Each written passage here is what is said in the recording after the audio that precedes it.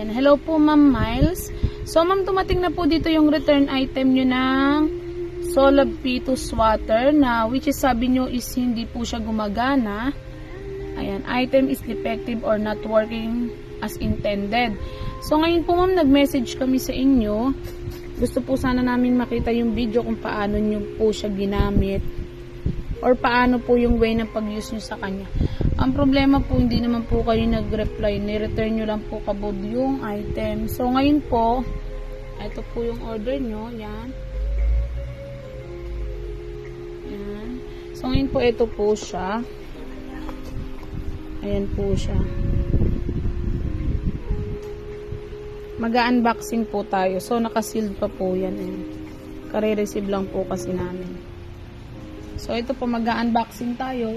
Check po natin kung talagang may problema po ba yung mismong item.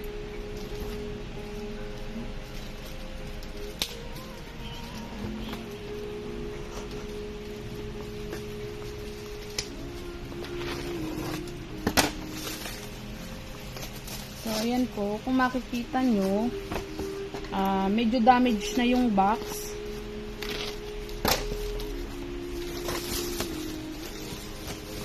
Ayan po. Kung makikita nyo, ayan. UP na yung bawat side ng box. Ayan. So, ayan. Sira na po. Ayan po, itatest po natin siya. So, ayan po yung item.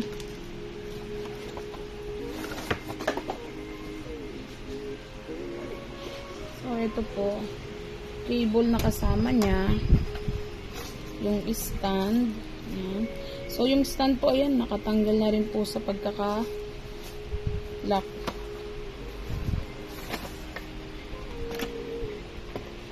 Ayan, sira na din po yung mismong plastic ng swatter.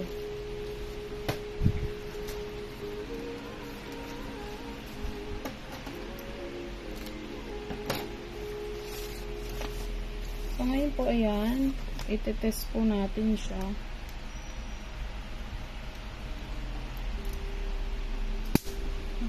So, ayan po.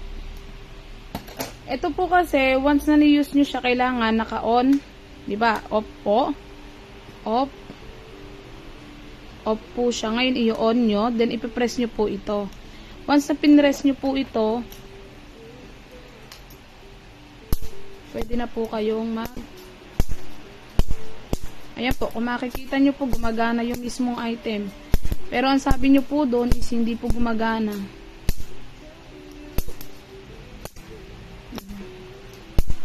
Ayan po, working po siya.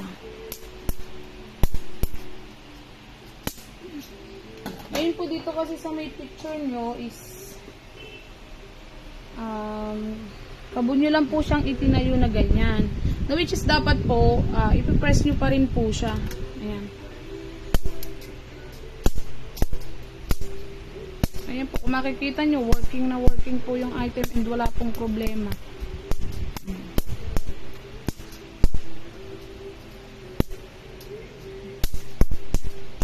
Ayan po.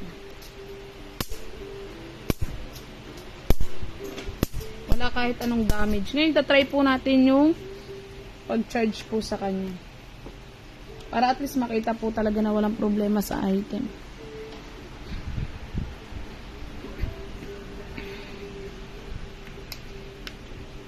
So, ayan po. Umiilaw po siya. Ibig sabihin, nagcha-charge po siya. So, means lang po na wala talagang problema dito sa item. So, direct nyo lang po siyang ini-return.